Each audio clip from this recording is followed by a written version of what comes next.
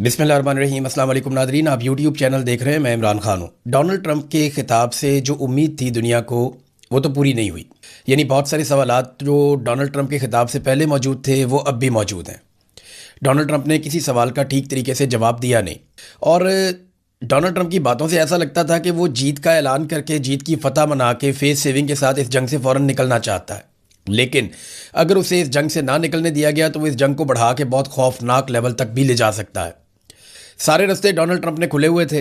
और जो कल के दिन में दावे किए गए ईरान की जानिब से कि उन्होंने अमरीकी फ़ौजियों को नुकसान पहुंचाया और वहाँ पे अमरीकी फ़ौजी कत्ल हुए हैं, इसके बाद तो डोनाल्ड ट्रंप के लिए मुश्किलात मज़ीद बढ़ जाएंगी। जितना ज़्यादा उनका फ़ौजी और माली नुकसान होता जाएगा, उनके लिए मुश्किलात बढ़ती चली जाएंगी और जंग से निकलना डोनाल्ड ट्रंप के लिए और अमेरिका के लिए मुश्किल होता चला जाएगा। पेंटागन इतनी बड़ी बेइज्जती के साथ कैसे सर्वाइव करेगा, ये भी एक बड़ा सवाल है। देखिए, जो धमकी डोनाल्ड ट्रंप ने लगाई ना, मैं पहले एग्जैक्टली आपको वो धमकी पढ़ के सुनाता हूँ कि किन अल्फाज में डोनाल्ड ट्रंप ने क्या धमकी लगाई। इस धमकी को पूरी दुनिया ने उठाया हुआ है। डोनाल्ड ट्रंप के ऊपर टका के तनकीद हो रही है। इसको एक शैतानी धमकी करार दिया जा रहा है। इसको एक जालिमाना इक़दाम से जोड़ा जा रहा है।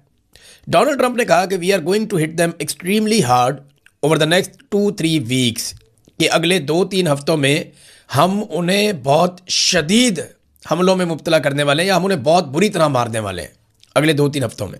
We are going to bring them back to the stone ages where they belong. हम उन्हें पत्थर के ज़माने में वापस धकेलने वाले हैं, जहाँ से वो ताल्लुक़ रखते हैं या जिस दौर से उनका ताल्लुक़ है। इसके अंदर ना दो चीज़ें हैं इस बयान में। एक तो पत्थर के ज़माने में धकेल देने का मतलब यह है कि हर चीज़ तबाह कर देंगे, कोई तरक्की के नाम पर चीज़ बाकी नहीं बचेगी, तमाम इंफ्रास्ट्रक्चर को बर्बाद कर देंगे और पत्थर के ज़माने में धकेल देंगे। यानी बिजली नहीं है, पीने का साफ़ पानी नहीं है और ज़रूरियात ज़िंदगी नहीं है, तालीम और शऊर नहीं है, यानी उन्हें पत्थर के ज़माने में पीछे धकेल दिया जाएगा। इतना मारेंगे कि हर चीज़ बर्बाद कर देंगे।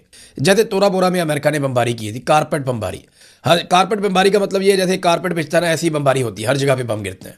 तो क्या अमेरिकन कौम इतनी बड़ी कॉस्ट उठा सकती है वॉर की? ईरान का बहुत बड़ा रकबा है, बहुत बड़ा मुल्क है।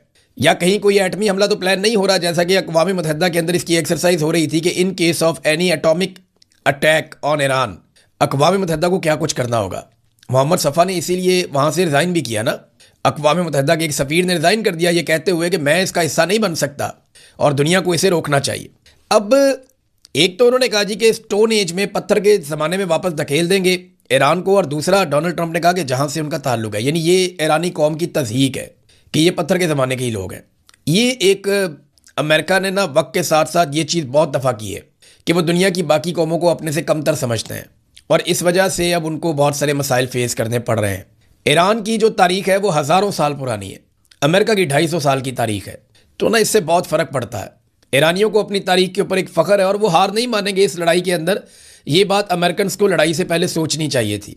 यही पत्थर के ज़माने में धकेलने की धमकी जब पाकिस्तान को दी गई थी तो जनरल मुशर्रफ की टांगें कांप गई थी। जब पाकिस्तानी फ़ौज को, जनरल मुशर्रफ को रिचर्ड आर्मिटेज ने 9/11 के बाद पत्थर के ज़माने में धकेलने की धमकी दी तो उस वक्त कमांडो जर्नैल परवेज़ मुशर्रफ चारों शाने चित हो गए थे और उन्होंने अमेरिका के लिए हर वो सहूलतकारी की जो अमेरिका को दरकार थी। नेटो रूट खोल दिए, उन्हें मिलिट्री बेसिस दे दी, हवाई अड्डे दे दिए। पाकिस्तान के अंदर जो है होटलों के अंदर अमरीकी फ़ौजी रहते थे। ब्लैक वाटर्स पाकिस्तान में आ गई। पाकिस्तानी होटलों के पूरे पूरे फ्लोर उन्होंने बुक किए और वहाँ सिस्टम लगा के वो पूरे खित्ते के अंदर अपनी कार्रवाइयाँ करते थे। ये परवेज़ मुशर्रफ ने बहुत सहूलतकारी की। ये तो इमरान खान ने बाद में मुखालफत की और शोर मचाया और ड्रोन हमले रुकवाए, तो तब जाके चीज़ें नॉर्मलाइज हुई बड़ी मुश्किल से पाकिस्तान में। वरना इसी पत्थर के ज़माने में धकेलने की रिचर्ड आर्मिटेज की धमकी ने उस वक्त के पाकिस्तान के मिलिट्री चीफ और सदर भी था परवेज़ मुशर्रफ, उसको चारों शाने चित कर दिया था। अब नाज़रीन, अमरीकी वज़ीर दिफा ने सिर्फ एक ही जुमला लिखा है और वो जुमला है back to the stone age, कि वापस पत्थर के ज़माने में। ये अमरीकी वज़ीर दिफा है पीट हेग्सेट। उसका ये स्टेटमेंट बड़ा मानी खेज है। यानी अमेरिकन फ़ौज को, पेंटागन को वो तैयार कर रहे हैं एक बहुत बड़े खौफनाक हमले के लिए। मिडल ईस्ट में अमरीकी फ़ौजियों की तादाद बढ़ा रहे हैं लगातार। एक तरफ अमेरिका जंगबंदी चाहता है, लेकिन उसके लिए शर्त यह है कि अपना हुर्बस खुल जाए, ईरान शिकस्त तस्लीम कर ले, अमेरिका को फेस सेविंग मिल जाए, जंगबंदी हो जाए। और अगर ये सारा कुछ नहीं होता तो फिर अमेरिका क्या करेगा? उसके लिए वो कह रहे हैं जी हम एक बहुत बड़ा अटैक करने जा रहे हैं। डोनाल्ड ट्रंप के इस बयान ने किया क्या? देखिए, एक तो इस बयान में बहुत सारे इबहाम है, बहुत सारे सवाल जिनके जवाब चाहिए थे वो जवाब नहीं मिले। सबसे इम्पॉर्टेंट सवाल ये है कि नेतन्याहू और अमेरिका क्या आज भी उसी तरह एक पेज पे हैं? लेकिन डोनाल्ड ट्रंप के साथ तो अमेरिका के मामलात हैं, लेकिन नेतन्याहू के बारे में अमेरिका बार बार कहता है कि इस आदमी की गलत असेसमेंट और इसके अंदाजों की वजह से अमेरिका इस लड़ाई में फंस गया। दूसरा ये है कि अमेरिका ने दावा किया था कि हजारों टन मलबे के नीचे जेर ज़मीन गुज़िश्ता साल होने वाली 12 दिन की लड़ाई में जो यूरेनियम है ईरान की, वो नीचे ज़मीन में धंस गई है। तो उसको कैसे निकालना है? अब वो यूरेनियम ईरान कैसे अमेरिका के हवाले कर सकता है, इसके ऊपर ट्रंप ने कोई बात नहीं की। जंगबंदी कैसे होगी, कब होगी, इस पर कोई बात नहीं की। आपने हुर्मुज़ डोनाल्ड ट्रंप कहता है खुल जाएगी, लेकिन कैसे खुलेगी, कौन खुलवाएगा, इसके ऊपर कोई बात नहीं की। और नेटो के हवाले से डोनाल्ड ट्रंप ने धमकियां तो बहुत दी हैं, लेकिन उसके ऊपर भी कोई बात नहीं की। तो डोनाल्ड ट्रंप का खिताब ओवरऑल कैसा था, इसका इंपैक्ट क्या है? एक तो लोग बहुत बुरा भला कह रहे हैं, लेकिन मार्केट के ऊपर इसके जो असरात पड़े हैं वो मैं आपको बता देता हूं। शायद ट्रंप को और ट्रंप की जो बिजनेस फैमिली है उनको इससे खेलना आ गया कि एक स्टेटमेंट दो तो बिल्कुल मार्केट डाउन हो जाती है, उस वक्त परचेजिंग करो। दूसरा स्टेटमेंट दो तो मार्केट ऊपर आ जाती है, उस वक्त सेलिंग करो। तो बहुत सारा माफिया इसमें पैसा भी बना रहा होगा। डेफिनेटली जंग एक मुनाफा बख्श कारोबार होता है, इसमें बहुत पैसा बनता है। आप जंग का खौफ मुसल्लत कर दें, जमीनें सस्ती हो जाती हैं, मार्केट के अंदर शेयर्स गिर जाते हैं कंपनियों के, उस वक्त आप खरीद लें। जैसे ही आप जंग के बादल छांट देते हैं, आप कहते हैं जंग खत्म हो गई, तो साथ ही मार्केट ऊपर जाती है, उस वक्त आप बेच दें। और ये काम अगर आप बार बार करें तो एक महीने में आप अपनी दौलत को दुगना कर सकते हैं, या शायद उससे भी ज्यादा। तो ये जनाब मार्केट के साथ क्या हुआ ये मैं आपको थोड़ा सा बता देता हूं। पेट्रोलियम मसनूआत की कीमतें जो 2.5-3% नीचे आई थी गुज़िश्ता 1-2 दिनों में, इस उम्मीद के साथ कि शायद अब जंगबंदी होने जा रही है। डोनाल्ड ट्रंप के नरम स्टेटमेंट्स आए थे, वो डोनाल्ड ट्रंप के इस 25 मिनट के खिताब के फौरन बाद 7% मजीद बढ़ गई हैं।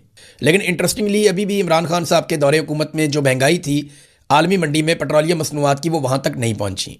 यानी इमरान खान साहब ने 150 रुपये पर लीटर पेट्रोल बेचा और आलमी मंडी में कीमत आज से ज्यादा थी।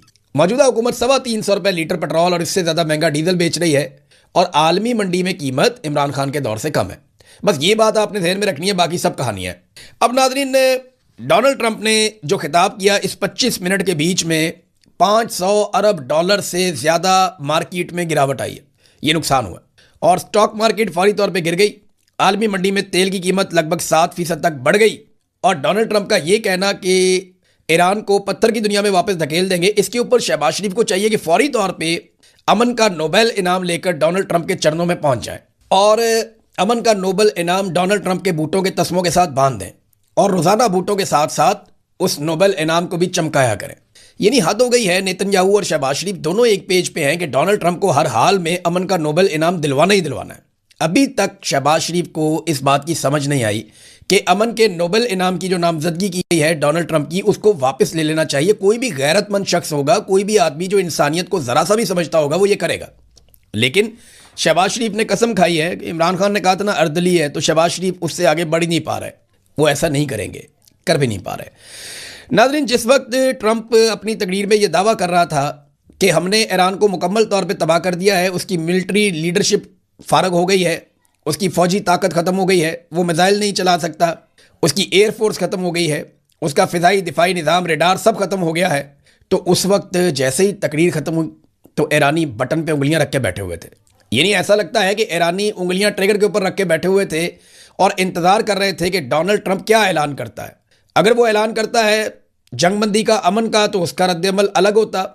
लेकिन जैसे ही डोनाल्ड ट्रंप ने धमकी दी पत्थर के ज़माने में धकेलने की, तो ईरान ने एक ज़्यादा भरपूर और मरबूत हमला किया इसराइल और अमेरिकी अड्डों के ऊपर। ये अल जज़ीरा इंग्लिश ने रिपोर्ट किया है।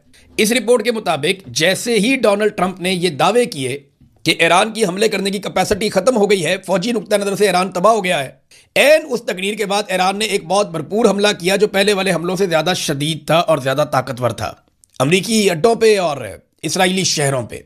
तो ये हमले करके ईरान ने पैगाम दिया है कि वो भी सरेंडर नहीं करेगा, वो लड़ना चाहता है। यहाँ चाइना का स्टेटमेंट बड़ा इंपॉर्टेंट है।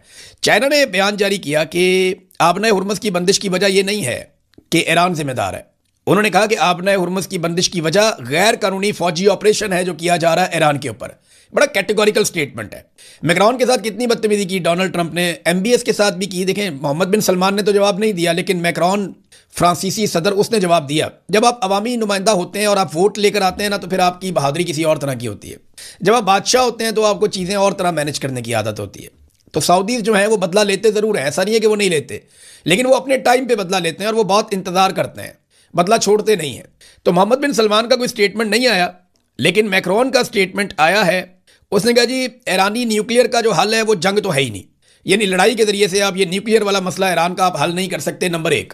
नंबर दो, उन्होंने कहा कि ना ही ताकत के इस्तेमाल से आबना हुर्मुज़ को खुलवाया जा सकता है। साफ कह दिया उसने कि आप ताकत का इस्तेमाल करके आबना हुर्मुज़ को नहीं खुलवा सकते, ये बिल्कुल गैर हकीकी है। और वो जो बीवी ने हमला किया मैक्रोन के ऊपर, डोनाल्ड ट्रंप ने कहा उसकी बीवी उसको मारती है, उसके चेहरे का भी इलाज चल रहा है, उसके साथ बहुत बुरा होता है, तो उसके ऊपर भी मैक्रोन ने जवाब दिया। जब पूछा गया मैक्रोन से तो उसने जो रिस्पॉन्स किया उसने कहा कि ट्रंप बहुत ज़्यादा बोलता है और उसके जो रिमार्क्स होते हैं वो ना तो एलिगेंट होते हैं और ना उसके स्टैंडर्ड के मुताबिक होते हैं। यानी डोनाल्ड ट्रंप को बहुत ज़्यादा बोलने की आदत है, लेकिन वो अपने रुतबे और मेयार का एहसास भी नहीं करता जब वो बोलता है, और उसके अल्फाज के अंदर कोई डिसेंसी भी नहीं है। और मैक्रोन ने ये बताया कि डोनाल्ड ट्रंप के मैनर्स अच्छे नहीं हैं। अब जो मैरियो नोफेल है, एक सीनियर जर्नलिस्ट हैं, उन्होंने कहा जी फ्रांस के अंदर ना इस किस्म की बात को एक ऐलान जंग के तौर पे देखा जाता है, तो फ्रांस भी शदीद अब नाराज़ रहेगा अमेरिका के साथ। अमेरिका एक एक करके अपने इत्तेहादी खोता चला जा रहा है। बहरहाल मैक्रोन का जवाब आ गया, उसने कहा जी ये बहुत ज़्यादा बोलता है, इसको बोलने की आदत है, इसको पता ही नहीं है बात कैसे करनी है, जिस मरतबे पे ये बैठा हुआ है इसको इसका एहसास ही नहीं है, ना ये इस मेयार पे पूरा उतरता है, तो इसको मैनर्स आने चाहिए। इस किस्म की बात जो है वो मैक्रोन ने जवाब दिया। नाज़रीन, अरब ममालिक इस मामले पर तकसीम हो गए। अरब ममालिक को अगर आप देखें तो सऊदी अरब एक तरह से अब खामोश है, वो लीड नहीं कर पा रहा। अगर सऊदी अरब लीड करता तो अरब ममालिक इकट्ठे हो जाते। तो सऊदी अरब ना तो इस लड़ाई में उतरना चाहता है और ना इस लड़ाई से मुकम्मल तौर पे इनकार कर रहा है, ना इसकी मुखालफत कर रहा है, ना पूरी तरह से इसकी हमायत में मैदान में उतर रहा है। तो सऊदी अरब की जो ये कन्फ्यूज्ड पॉलिसी है, देखिए वो अपनी तरफ से क्लियर है, उनको पता है कि अमेरिका और इसराइल को फौरी तौर पर ईरान को तबाह कर देना चाहिए, वो ये चाहते हैं। लेकिन वो ये नहीं चाहते कि वो इस लड़ाई में खुद उतरें, क्योंकि इसके नतीजे में उनकी अपनी तबाही भी होगी, उससे वो गुरेज करना चाहते हैं। वो ये चाहते हैं हमने जिनको पैसा दिया वो हमारी लड़ाई लड़े और लड़ाई लड़के आके हमें बता दें जनाब हमने ये कर दिया, हमें ना लड़ना पड़े, वरना ईरान वापस हमारे ऊपर भी अटैक करेगा। तो सऊदी अरब लीड नहीं ले पा रहा, जिसकी वजह से अरब ममालिक तकसीम हो रहे हैं, क्योंकि सऊदी अरब ही लीड लेता है तो सब इकट्ठे रहते हैं। जो यूएई है उसका बार बार इस बात के ऊपर असरार है, वो दुनिया पे जोर डाल रहा है कि ताकत के बलबूते के ऊपर आबना हुर्मुज़ को खुलवाया जाए। बहरीन का पहले ऐसे मुतालबा था, लेकिन वो अब इसमें से निकल गया और बहरीन ने कहा कि हम किसी जंग का हिस्सा नहीं बनना चाहते, हम है ही नहीं किसी जंग का हिस्सा। कतर ने भी ऐसे ही स्टेटमेंट दिया कि हमने हमसायों ने यहीं पे रहना है और इकट्ठे रहना है, हम नहीं चाहते किसी लड़ाई का हिस्सा बनना। कुवैत जो है वो भी खामोश है सऊदी अरब की तरह। ओमान, उसने पोजीशन बड़ी वादे कर दी थी पहले ही। ओमान ने कहा जी हम तो लड़ना ही नहीं चाहते, ये गलत है। उन्होंने इसराइल की मुखालफत की थी, ईरान की हमायत की थी। और अगर आप चले जाएँ उर्दन खामोश है, लेकिन वो इसराइल के साथ रहेगा, अमेरिका के साथ रहेगा। उन्होंने अपनी साइड चुनी हुई है हमेशा से, वो इसराइल को प्रोटेक्ट करेंगे, ऐसा दिखाई देता है, वो कभी भी पीछे नहीं हटेंगे। वो बेहतरीन इत्तेहादी है कि इसराइल को मैसर है, अमेरिका को वहाँ पे मैसर है। तो अरब ममालिक में एक तकसीम पैदा हो गई है। ऐसे में ईरानी सफ़ीर जो है पाकिस्तान में, उन्होंने एक सवाल उठाया, ये सवाल अहम है। उन्होंने सवाल उठाया कि क्या जो सालिस है वो अमेरिका की ज़मानतों पर एतमाद कर सकते हैं। ये पाकिस्तान में जो ईरानी सफ़ीर है ये उनका सवाल है। जब उनसे सवाल किया गया मुज़ाकरात की ख्वाहिश पे, तो सादी बात ये थी कि अमेरिका के ऊपर एतबार कौन करे, हम तो नहीं करते, ईरान तो एतबार नहीं करता अमेरिका पे, लेकिन जो सालिस है यानी पाकिस्तान या तुर्की या मिस्र या बाकी जो ममालिक हैं, वो अमेरिका की इस बात पे यकीन दहानी पे मुतमईन हो जाएंगे कि दोबारा ईरान के ऊपर अटैक नहीं आएगा, या अमेरिका जो कहेगा उसके ऊपर बिलीव करेंगे, क्योंकि अमेरिका ने धोखे दिए हैं, वादे तोड़े हैं, दुनिया में बहुत सारी ऐसी बातें और चीज़ें की हैं जो रिकॉर्ड का हिस्सा है। तो उन पर एतबार कौन करेगा। 2 मरतबा मुज़ाकरात हो रहे थे, दोनों दफ़ा उन्होंने हमला कर दिया ईरान के ऊपर। अब ईरान एतबार करने को तैयार नहीं, और गारंटी कौन देगा, जो गारंटर हैं या सालिस हैं, क्या वो अमेरिका पे एतबार कर सकते हैं। ये सवाल ईरान ने उठाया और ये सवाल ठीक है, वैलिड है। नाज़रीन, अब 2 खबरें पाकिस्तान में से, एक खबर तो ये है जो पाकिस्तान तहरीक इंसाफ ने जारी की है। खबर ठीक है, इमरान खान साहब के वकील जो हैं खालिद साहब, वो भी गए हुए थे, खालिद यूसुफ चौधरी, जेल में। इमरान खान साहब का वकालतनामा उसके ऊपर दस्तखत करवाने हैं ताकि अपील दायर की जा सके।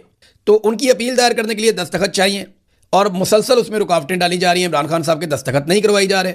अब तीसरी मरतबा इमरान खान के वकील जेल में पहुंचे और जेल के हुकाम की जानिब से घंटों उन्हें इंतजार करवाया गया और दस्तखत करवाने की इजाज़त नहीं दी गई। ये महज इंतजामी ताखीर नहीं है, बल्कि इंसाफ के अमल में खुली मुदाखलत है, ये पाकिस्तान तहरीक इंसाफ कह रही है। ये एक मुनज़्ज़म साजिश है जिसके तहत अपील की कानूनी मुद्दत ज़ाया कर दी जाएगी और बाद में अदालत कहेगी जनाब इमरान खान साहब ने अपील क्यों नहीं की और टाइमली अपील करनी चाहिए थी, आपने पहले अपील क्यों नहीं की। तो अब इसका एक तरीका है ना, पाकिस्तान तहरीक इंसाफ के वकला को चाहिए कि इमरान खान के दस्तखतों के बगैर अपील जमा करवा दें और साथ इमरान खान साहब के दस्तखतों वाला एक बल्ला भी जमा करवा दें।